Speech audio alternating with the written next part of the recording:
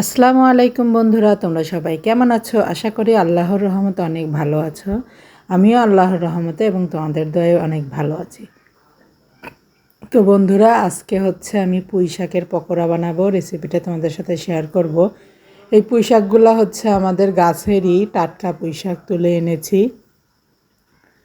তো এখানে হচ্ছে আমি লবণ দিয়ে দিচ্ছি, আর হচ্ছে হলুদ দিয়ে দিচ্ছি, আর শুকনো মরিচের গুঁড়া। তো আমরা ঝাল বেশি খেতে পছন্দ করি, তাই হচ্ছে একটু শুকনো মরিচের গুঁড়া বেশি দিয়েছি। আর হচ্ছে এখানে দিয়ে দিচ্ছি হচ্ছে বেসন। বেসন দিয়ে এটা হচ্ছে ভালো করে মাখিয়ে নিতে হবে। তো এখন হচ্ছে আমি ভালো করে মাখিয়ে নিব। আসলে আমার বিকাল হলে আমার মেয়েটা নাস্তার জন্য পাগল হয়ে যায়।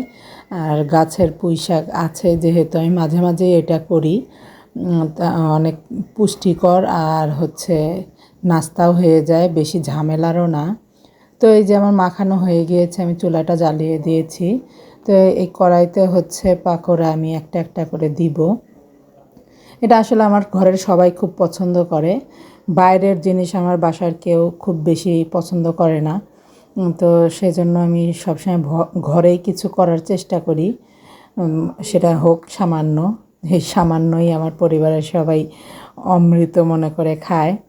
আমার হাজব্যান্ড বলে যে বাইরের জিনিস মানেই ভেজাল, আর ঘরের জিনিস হচ্ছে হোক অল্প হোক সাধারণ, কিন্তু এটার মধ্যে কোনো ভেজাল নেই, এটা খেলে কেউ অসুস্থ হবে না।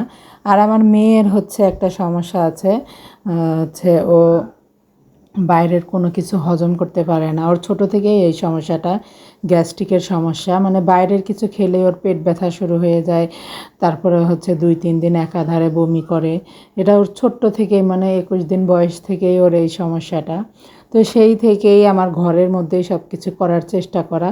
তো এখন এরকম করতে করতে এমন অভ্যাস হয়ে গেছে সবার, বাইরের কোনো কিছু কেউ পছন্দ করে না। ঘরেই যেটা করব, বাইরে থেকে কিছু কিনতে বললেও বলে যে না, বাইরেটা মজা লাগবে না, কি কি লাগবে বলো, আমি ঘরেই এনে দিচ্ছি, ঘরেই তৈরি করো। তো সেই জন্যই হচ্ছে আমি প্রতিদিন বিকেলেই কিছু না কিছু করার চেষ্টা করি।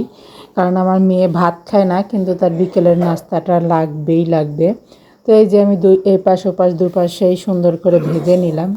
এখন হচ্ছে নামিয়ে নিচ্ছি। তো এটা বেশি কড়া করে ভাজা যাবে না, কারণ যেহেতু শাক ভিতরে, শাকের পুষ্টি গুণাগুণ নষ্ট হয়ে যাবে। তো আমি এরকম করে ভেজে নিয়েছি, মানে অল্প আঁচে এরকম হালকা করে ভেজে নিয়েছি। এটা অনেক ক্রিস্পি হয়। আর আমি বেসনের মধ্যে সবসময় হচ্ছে আতপ চালের গুঁড়া, মানে চাল মিক্স করে বেসনটা হচ্ছে ভাঙাই। তো সেজন্য আমার বেসনটা অনেক মচমচা হয় বেসন দিয়ে যেটাই ভাজি। তো এই যে আমি একবার নামিয়ে নিয়েছি, আর একবার হচ্ছে দিচ্ছি। তো এটা কয়েকবারই হবে।